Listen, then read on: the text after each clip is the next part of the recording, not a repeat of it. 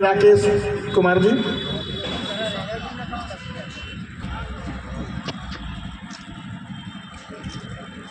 बहुत बढ़िया काम करा इस बच्चे ने देश के नाम, बहुत बहुत शुभकामनाएं हमारी तरफ से। नहीं मैं नहीं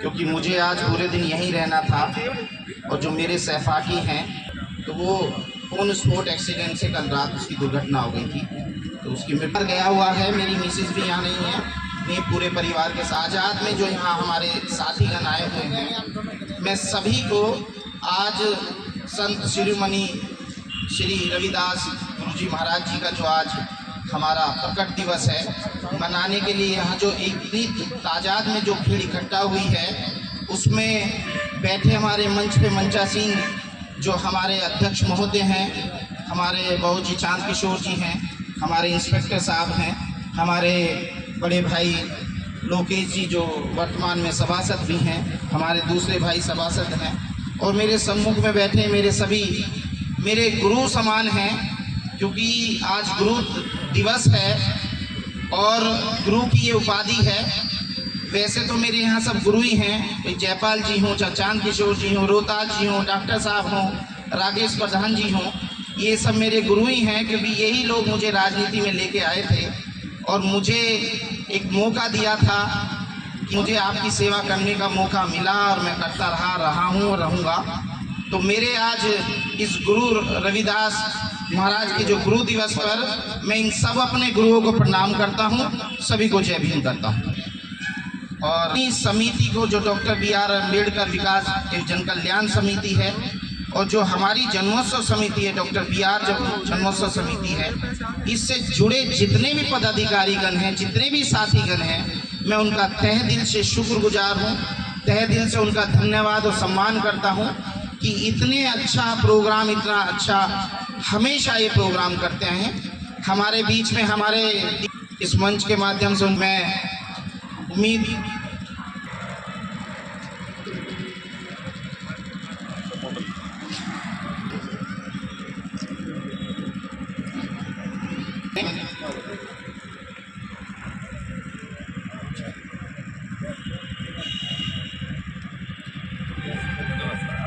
सीपी महोदय ने आकर के जो इस कार्यक्रम की शोभा बढ़ाई है, हम सभी को के द्वारा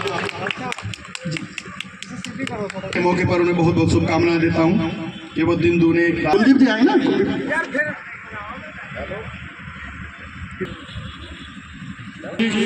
कर लो। पूर्व मोदी नगर और वरिष्ठ पर आ जाए।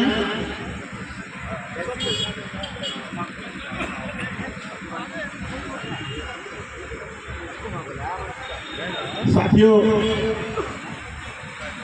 हमारे बीच में गुरुजी अमलदास जी को आना था, गुरुजी प्रेमनाथ साहब को आना था महाराज जी को, लेकिन जालंधर में उनका एक बड़ा कार्यक्रम लग गया जिस कारण वो नहीं आ पाए। मैं गुजारिश करूंगा इसी कड़ी में इंस्पेक्टर साहब चरण सिंह जी वो आए और अपने विचारों से हमें लाभान्वित करें और श्रीमती जागृति देवी जी जो धर्मपत्नी हमारे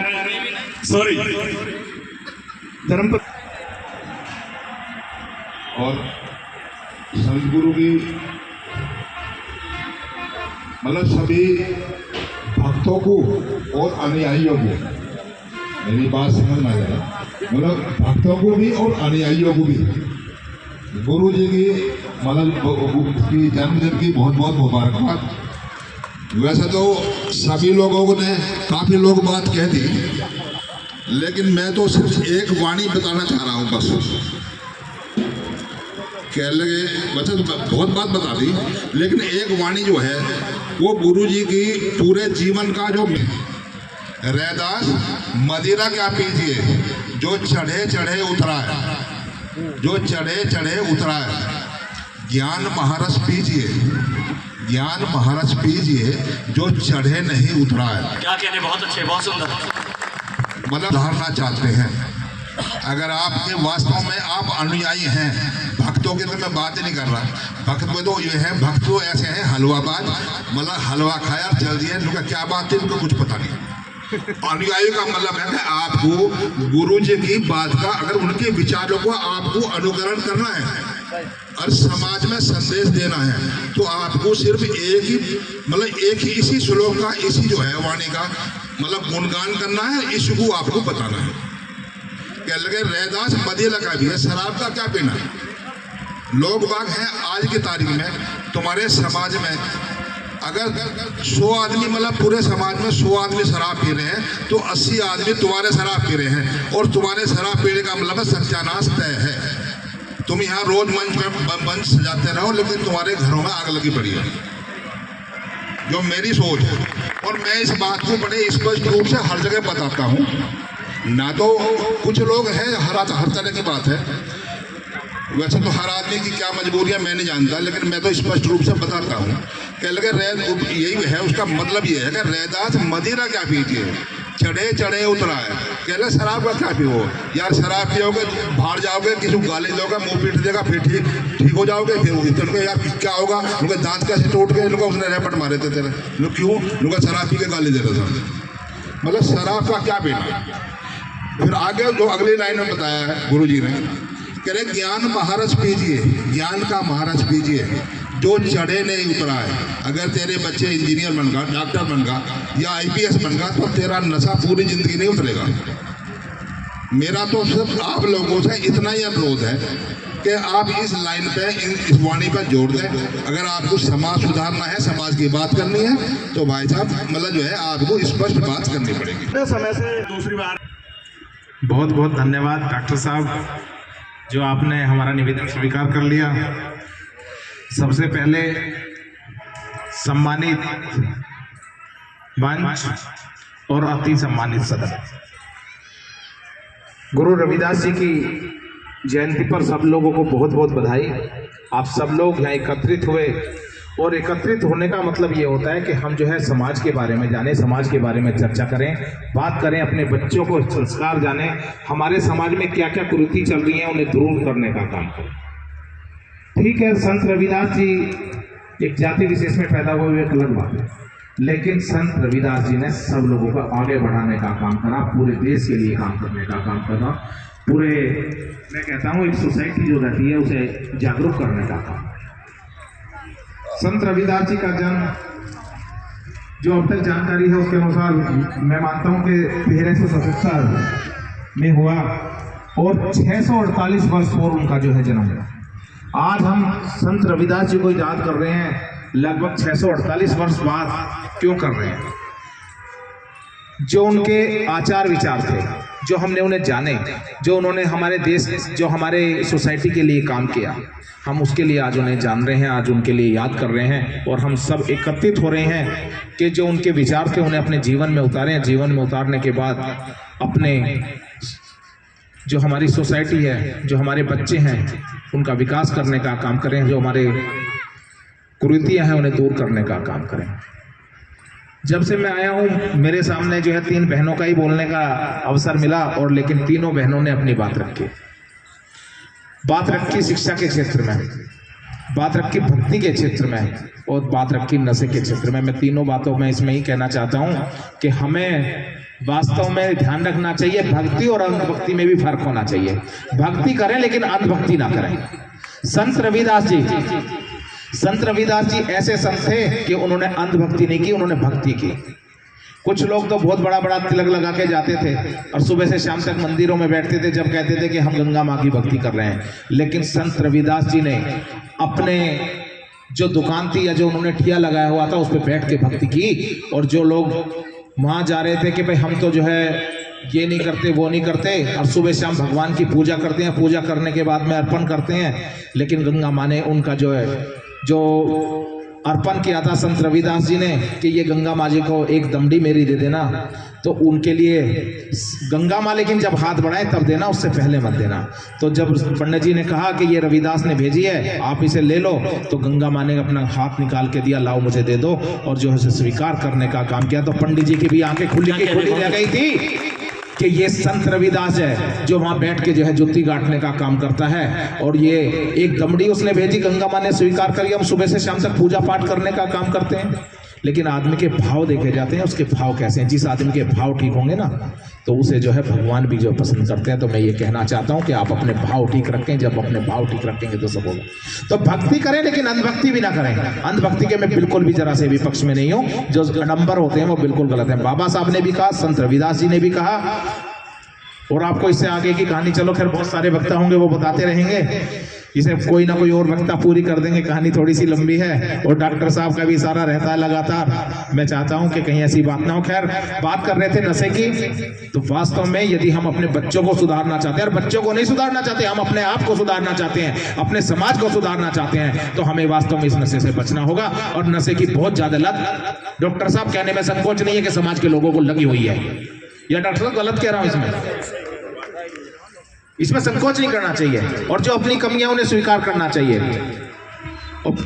मैं ये कहना चाहता हूं कि जब तक हम जो है इस लत से नहीं उतरेंगे, जब तक हमारे बच्चों या हमारा भविष्य जो है सुरक्षित नहीं है, हम एक अच्छा समाज जब भी बना सकते हैं जब जो हम इसमें सुधार करें। तो इसमें सुधार की आवश्यकता है। और जिस दिन हमने अपने बच्चों को पढ़ा लिखा कर आगे बढ़ा दिया, सपोज करो जेई साहब की पत्नी आई है यहाँ, या एसडीओ मैडम आई, लिविंग स्टैंडर्ड अपने आप चेंज होता रहता है जब आदमी में शिक्षा आ जाती है। तो जिस दिन आप अपने बच्चों को शिक्षित करना शुरू कर देंगे, अच्छी अच्छी जॉब दिलवाना शुरू कर देंगे, उस दिन हमारा समाज वास्तव में शिक्षित हो जाएगा, संगठित हो जाएगा और आगे बढ़ जाएगा। केवल आपके समाज का विकास नहीं करेगा, मैं कहता हूं कि वो देश का विकास करने का काम करेगा। और देश के विकास के लिए जो आप जो योगदान देंगे वो हमेशा जो है जाना जाएगा। तो मैं अपने साथियों को कहना चाहता हूं कि यदि अपने बच्चों को शिक्षित करने का काम करेंगे, आप अपने गांव को नहीं, आप अपने क्षेत्र को नहीं, आप अपने देश को विकसित करने का काम करेंगे। और इसी तरह अपने बच्चों के लिए, अपने देश के लिए आगे बढ़ने का काम करें। जो समय समय के आपके जो प्रोग्राम रहते हैं, प्रयास रहता है कि मैं सभी प्रोग्राम में उपस्थित होता हूं और यहाँ कुछ दे के नहीं जाता, मैं तो हमेशा जो है कुछ ना कुछ लेके जाता हूँ, सीख के जाता हूँ। बहुत अच्छे, बहुत सुंदर। मेरी 3 बहनों ने बहुत कुछ सिखाया, मेरे बहुत बड़े बड़े यहाँ विद्वान बैठे हुए हैं, मैं इनसे सीख के जाता हूँ। धन्यवाद। जय भीम, जय हिंद, जय भारत, जय भीम। टिकरी से हमारे वैद्य जी आए हैं, राजकुमार वैद्य जी, उनका भी मैं बहुत ही स्वागत और सम्मान करता हूं। भाई राकेश गुजर जी, मोनू भाई, महेंद्र जी, हम एक अच्छा अलग इधर देखो। नहीं घर में लगे मेंबर साहब को दो ना इधर से। में झुक जाता है ना, तो मुझ पे प्रेशर भजन मंडली का है, तो ना कोठी दीजिए ना कार दीजिए, बस अपने बच्चों को अच्छे संस्कार दीजिए, संस्कार दीजिए। एक गीत के माध्यम से क्यों था गंगा जी के ऊपर, सतगुरु रविदास जी भी वहां गए हुए थे। कुछ अज्ञानी लड़ाई, जातिगत लड़ाई नहीं थी उस समय, ज्ञान और अज्ञान की लड़ाई थी। खुदास जी के साथ में नहीं बैठेंगे हम, लेकिन चमत्कार गुरु जी ने कर दिया। जहां भी बैठे थे देखते हैं सामने रविदास जी बैठे। हरिद्वार कनखल में निर्मल गंगा जी के जल में, सालिग्राम को तैराने वाला कौन है? और वक्त एक बार हाथ उठा करके आप बताएंगे जरा कौन है? वो रविदास है, रविदास है, रविदास है, सालिग्राम को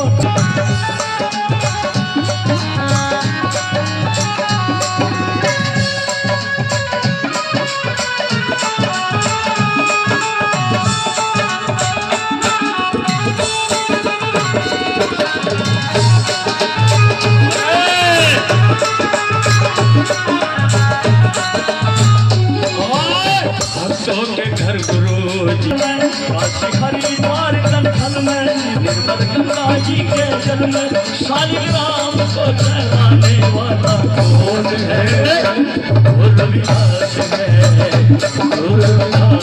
आज के इस अवसर पर मुझे इस कमेटी के द्वारा मैं अपने आपको बहुत सौभाग्यशाली मान रहा हूँ कि इस अवसर पर मुझे बोलने का मौका दिया। आप सबको बहुत बहुत धन्यवाद, बहुत बहुत आपका उपहार।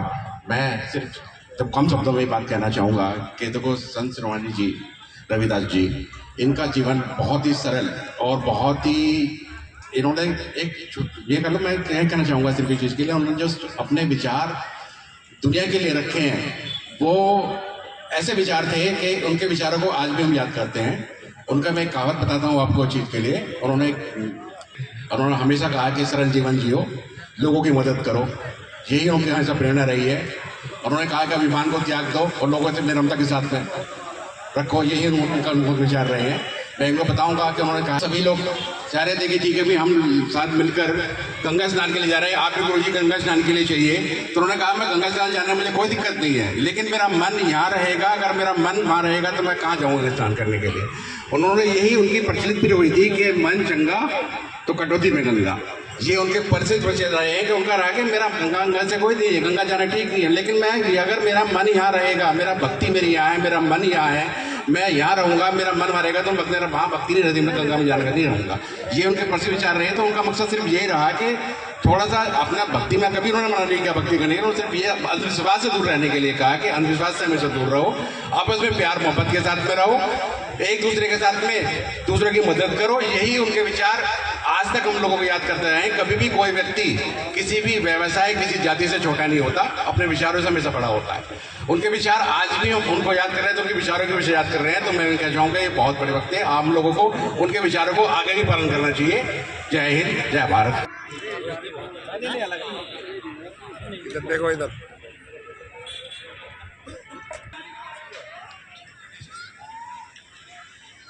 जय भीम, नमो बुद्धाय।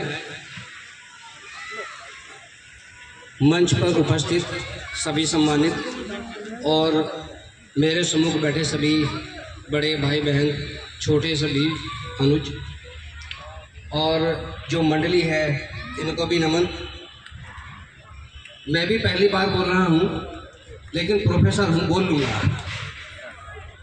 तो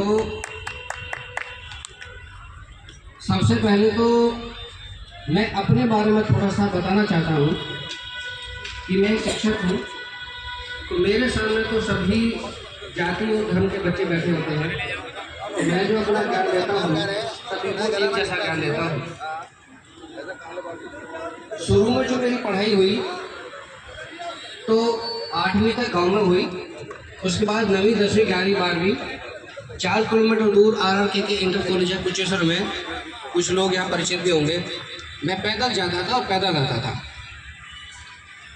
उसके बाद BSc मेरी मेरठ कॉलेज मेरठ से हुई और फिर BSc फाइनल में मौका मिला मुझे यूनिवर्सिटी जाने का।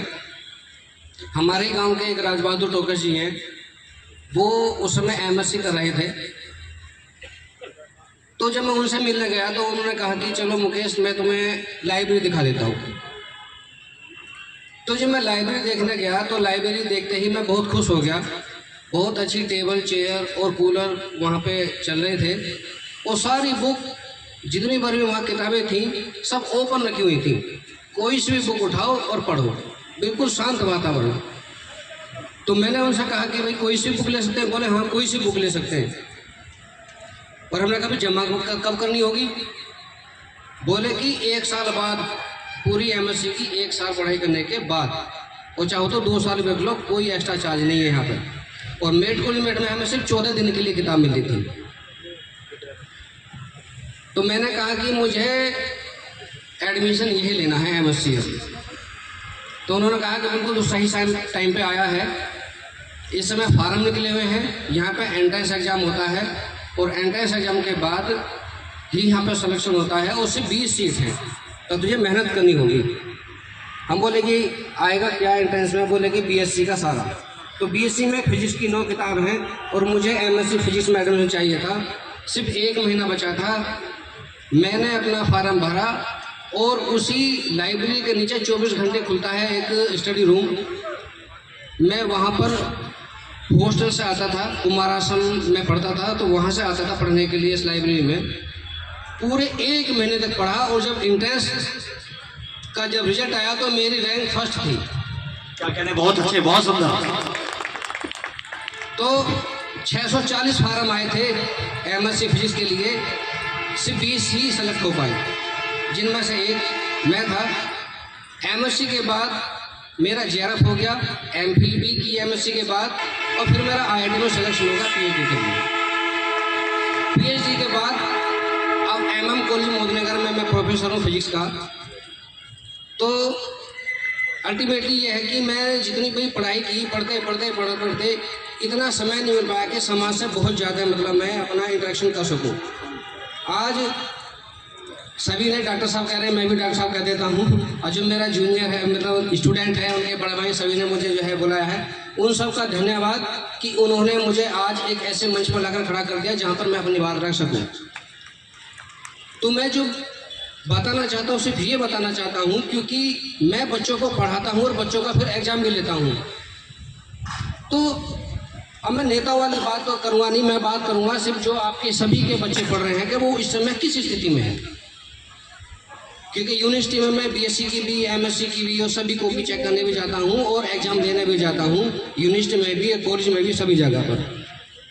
तो जो मैं बच्चों का इंटरव्यू तक भी लेता हूँ अब जॉब के लिए, तो बच्चों से जो मैं पूछता हूँ, छोटे छोटे क्वेश्चन पूछता हूँ। जो यहाँ सभी एजुकेटेड लोग हैं, जो भी साइंस के हैं, तो उनको भी पता होगा कि अगर मैं पूछूं कि बल का मात्रक क्या है, यानी फोर्स की यूनिट क्या है, तो शायद उनको ही पता है कि यहाँ के फोर्स की यूनिट न्यूटन है, सबको पता है। लेकिन जो आज हमारा बच्चा, हमारे से मतलब जो नहीं कि मेरे समाज का ही हो, समाज हमारा सारा एक ही है, कोई भी कास्ट हो, कोई भी धर्म हो, लेकिन हमारा सभी से इंटरेक्शन है। ऐसा नहीं है कि हम बिल्कुल अलग हैं। वो अलग बात है कि हमें कभी क्या बहुत अधिकतर कई बार ऐसी चीज़ों का सामना करना पड़ता है जिन्हें सुनकर उस कास्ट के अच्छे बुद्धिजीवी वर्ग भी और हमारे के कास्ट के बुद्धिजीवी वर्ग भी कहते हैं कि ये गलत है। तो जो गलत है तो उसका हमें विरोध जरूर करना चाहिए, क्योंकि बिना विरोध करे सामने वाला बात हमारी नहीं मान पाएगा। तो स्थिति क्या है बच्चों की आज? स्थिति बच्चों की ये है कि वो कॉलेज में पढ़ने जाते हैं लेकिन क्लासरूम तक नहीं जा पाते। ये अभी आप सबको मैं इसलिए बता रहा हूँ क्योंकि आप सब अधिकतर सभी अभिभावक ही हैं। तो बच्चे आपके घर से पढ़ने के लिए गए लेकिन क्लासरूम तक नहीं पहुँचे, या तो वो कॉलेज के खासकर डिग्री कॉलेज की बात करूँ, मैं यूनिवर्सिटी की बात करूँ, तो वो अपना जाड़ों में धूप सेकेंगे, घूमेंगे फिरेंगे, ठीक है ना, और एग्जाम टाइम पे बहुत ज़्यादा पढ़ाई से करके दिखाएंगे, सिर्फ पास होंगे। अब वो वाली बात खत्म कि हाँ बहुत अच्छे मार्क्स आ रहे हैं।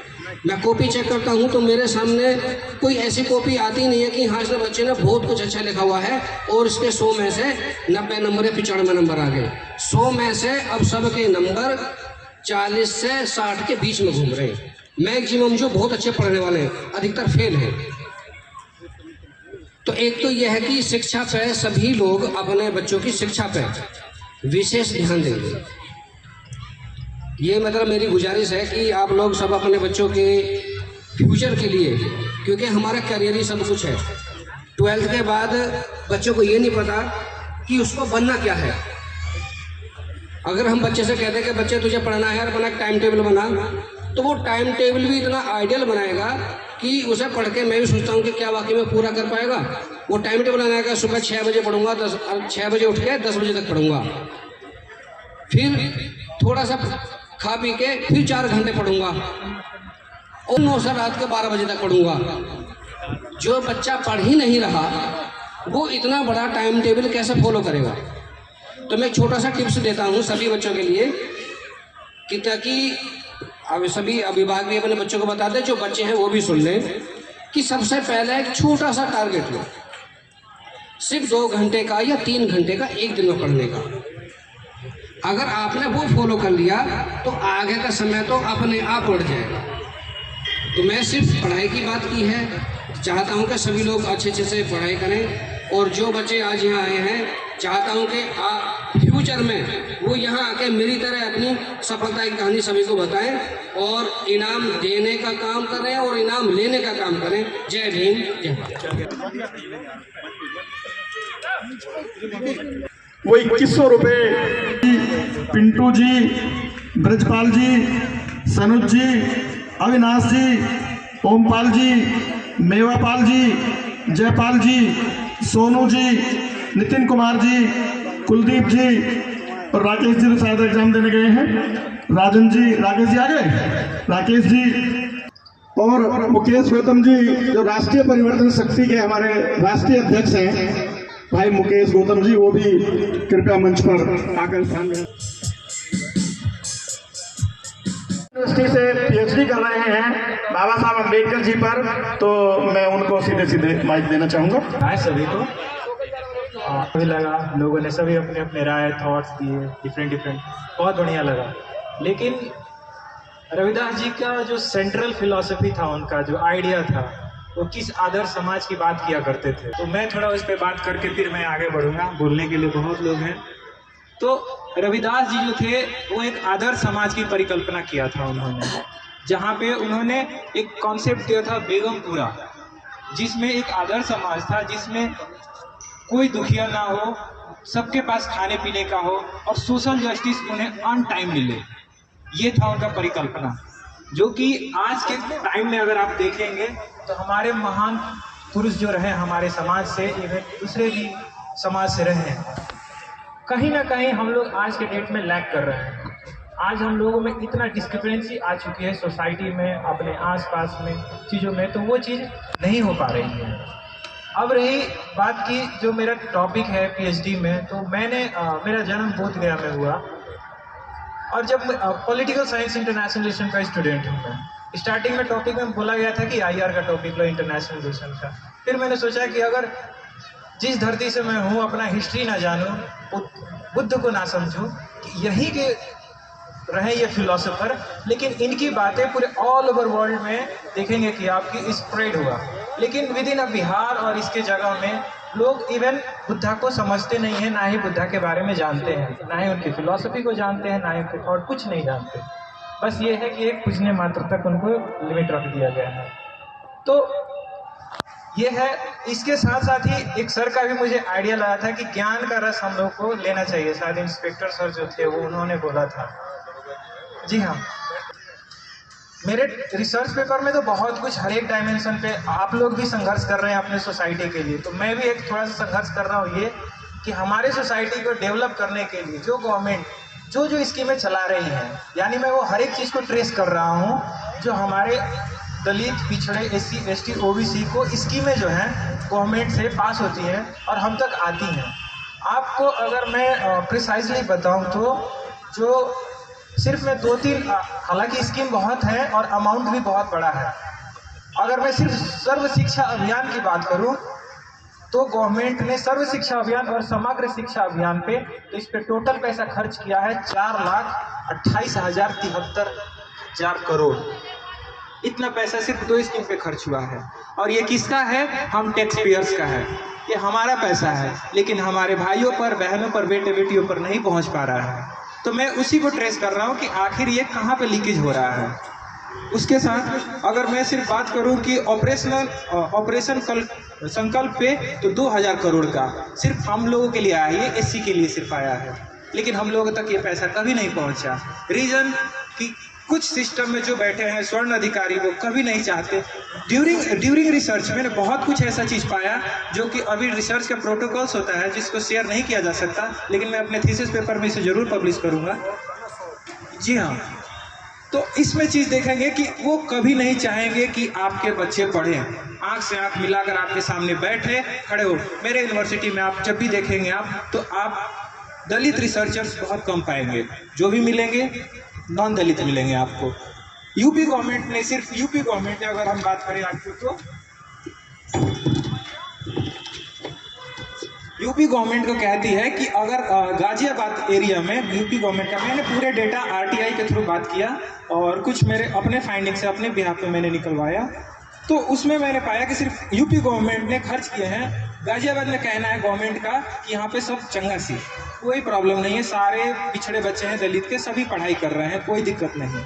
लेकिन जो मेरे मेंटर हैं वो JNU के हैं, डॉक्टर पंकज दीप हैं, अभी वो IGNOU में है प्रोफेसर। अभी GBU में थे, फिर अभी IGNOU में हो गया उनका। तो उन्होंने बोला कि ग्राउंड रिपोर्ट जाके आप निकालो कि क्या ये बात सही है जो गवर्नमेंट कह रही है, क्या रियलिटी है। आप बिलीव नहीं करेंगे, ऐसी चीज़ें बात पता चली कि बच्चे ड्रॉप आउट कर रहे हैं। उन्हें 10th 12th तो कर रहे हैं, लेकिन इन रियलिटी कुछ पता नहीं है कि क्या चल रहा है। अगर गवर्नमेंट सिर्फ दो चार स्कीमों पे बात करें, यूपी मुखातिर अभियान योजना, अभियोगी योजना और निपुण भारत, इसमें सिर्फ गवर्नमेंट ने खर्च किया है 4,73,00,000 करोड़। इतना पैसा खर्च किया है सिर्फ हम लोगों पर। लेकिन क्या आप लोगों को लगता है कि इतना पैसा आया है सोसाइटी में हम लोगों के बच्चों पर? एक साइंस के प्रोफेसर थे सर, वो शायद चले गए।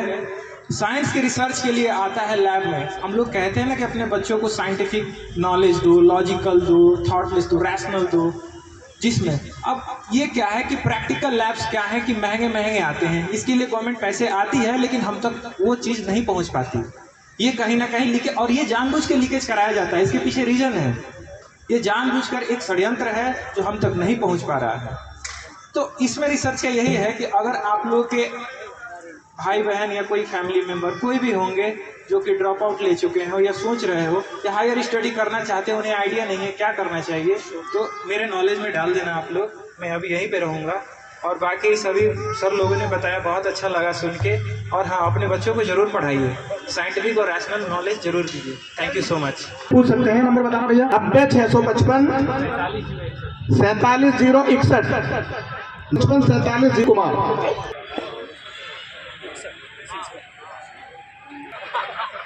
बहुत तथागत भगवान गौतम बुद्ध बाबा साहब के चरणों में अपने श्रद्धा के सुमन अर्पित करते हुए आज संत शिरोमणि आदरणीय सम्मानित गुरुजी के चरणों में श्रद्धा के सुमन अर्पित करते हुए बहुजन समाज में जन्मे सभी संत महात्मा गुरुओं को भी अपने श्रद्धा के सुमन अर्पित करते हुए आज संत शिरोमणि गुरु महाराज जी की जो हमारे गुरु जी हैं उनकी जयंती के शुभ अवसर पर सभी आए हुए मेरे आदरणीय सम्मानित और मंच पर विराजमान सभी सम्मानित, उनको सभी को जय भीम, नमो बुद्धाय।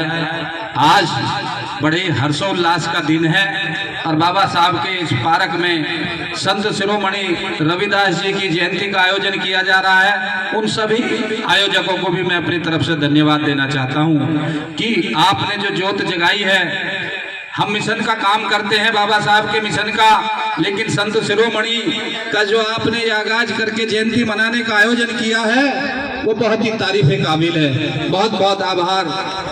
और संत शिरोमणि का जन्म आज से लगभग 650 साल पहले यानी कि 1377 ईस्वी को हुआ था और भगवान गौतम बुद्ध के अनुयायी होते हुए और उनके पद चिन्हों पर चलते हुए बाबा साहब के मिशन को आगे बढ़ाते हुए आज जो आपने ये जयंती का आयोजन किया और मुझे अवसर दिया है, मैं भी आपका बहुत बहुत आभारी रहूंगा जीवन भर कि मुझे ऐसा पहला अवसर मिला है संत शिरोमणि गुरु महाराज जी के इस मंच पर बोलने का।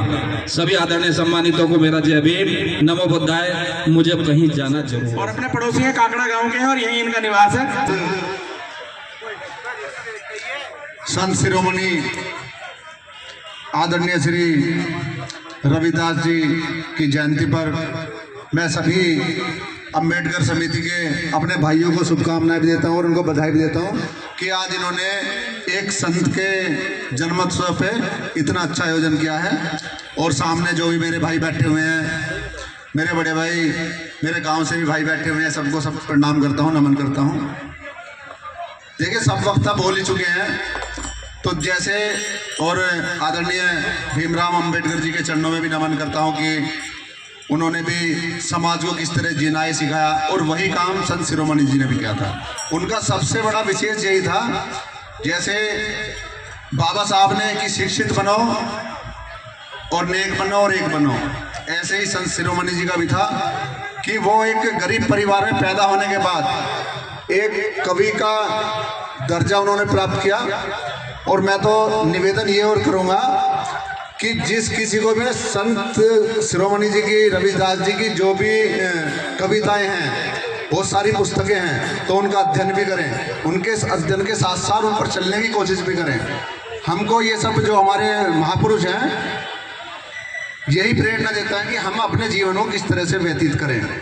हम कई बार दिशाएं भटक जाते हैं, इधर उधर की बातों में भी आ जाते हैं, तो हमको अपने संतों के, अपने महापुरुषों के कदमों पे चलना चाहिए, उनसे मार्गदर्शन लेके आगे बढ़ते रहें। जय भीम, जय भारत, वंदे मातरम। सम्मानित करेंगे भाई संजीव त्यागी जी को। और इसके बाद बहुत ही अच्छा भजन। साथियों, इतनी सुंदर प्रस्तुति हमारे बाबूजी की जो टीम है, ये करण सिंह जी की, धर्मपाल जी की। वैसे मैंने रविदास जी को ज़्यादा नहीं पढ़ा, बाबा साहब को मैं स्टडी करता हूँ, लेकिन फिर भी गुरु जी हैं, क्योंकि उन्होंने भी समाज को जगाया है। इतनी व्यवस्था, विपरीत व्यवस्था में गुरु जी ने अपने विचारों को समाज को सुधारने के लिए, आदर्श समाज को बनाने के लिए जो प्रयास किया, आज तो हम आज़ादी में जी रहे, कुछ भी नहीं कर पा रहे। उस समय की उस देखो कितनी घटना थी, इतना द्वेष था, कितनी हमारे से लोग जो है चिढ़ते थे, जलते थे, कुछ करने की आज़ादी नहीं थी। आज तो जो आज़ादी हमें बाबा साहब की वजह से मिली है, उसी वजह से हम संत शिरोमणि जयंती मनाने के लिए इकट्ठित हो रहे हैं। ये मौका हमें कभी मिला ही नहीं, क्योंकि हमारे अंदर शिक्षा ही नहीं। अभी हमारी जो कई बहनों ने कहा था ना, शिक्षा वो शेरनी का दूध है, जो पिएगा वो दहाड़ेगा। एजुकेशन इज पावर, ये बाबा साहब ने हमें सिखाया। जिसने बाबा साहब की शिक्षा को लिया वही आगे बढ़ा है, वही हमारे बीच में है। नहीं तो बेचारे जो शिक्षा से वंचित हैं, वो अभी वही हालत अभी भी बरकरार है। तो मैं तो आज समिति का सबका धन्यवाद करता हूँ जो मुझे बुलाया और मुझे यहाँ पर बोलने का मौका दिया। उनके लिए, सबके लिए बस मुझे कहीं जाना है आज, और मेरा स्वास्थ्य भी ठीक नहीं है, इसलिए सबका मैं धन्यवाद करना। जय भीम, नमो बुद्धाय। तो खैर हम नहीं गए, कोई बात नहीं, अगली बार जाएंगे। साल की भी 2-3 दिन पहले मनी है, तो इसके लिए भी पुनः बधाई। 50वीं साल की हमारा जो है ब्लड प्रचार करते रहते हैं, यहाँ से आके जो है गुजारिश करूंगा एडवोकेट जी, अरुण जी, पदम सिंह साहब और बाबूलाल जी, नहीं दोनों भैया। कितना भेदभाव है, हम दोनों भी ऐसे हैं सर। अभी मंचासीन हमारे कई विद्वान साथी बैठे हैं, उनको सुनाए सब। न्यूज चैनल आपके कार्यक्रम को हमेशा बहुत अच्छे से लोगों को दिखाने का काम करता है, जन जन तक पहुंचाने का काम करता है, जिसके हमारे संपादक एडिटर देवेंद्र गौतम जी हैं हिसाली वाले। तो मैं उन्हें आमंत्रित करूंगा, उनको भी हमारी समिति सम्मानित करेगी। देवेंद्र गौतम जी, ये महोदय ओम प्रकाश सिंह जी, चांद किशोर जी और राष्ट्रीय परिवर्तन शक्ति के हमारे अध्यक्ष जी। हो गया काम, चलो। माधव विवेक दीप मली देव भैया, देव ना खाने पीने दो, क्या देर हो रही है, उसका कुछ नहीं है। बिना शिक्षा के तुम्हारे अंदर विवेक नहीं जाग सकता। जब तक शिक्षा ग्रहण नहीं करोगे तो तुम्हारा उद्धार। माधव सत्संग मिलके रहिए जैसे मधुख मदिरा। ज्ञानी ने उन्होंने कहा, जमन जी क्या हाल है? आप सुनाओ। बढ़िया बढ़िया बढ़िया। बड़े इत्मीनान से रहती है, एक साथ रहती है, आपस में झगड़ा विवाद नहीं करती। लेकिन यदि कोई दुश्मन उनको छेड़ता है, यदि कोई दुश्मन उनको छेड़ता है, तो एक मधुमक्खी टूट पड़ती है, जब तक नहीं छोड़ती, जब तक उनकी आंखों से उछल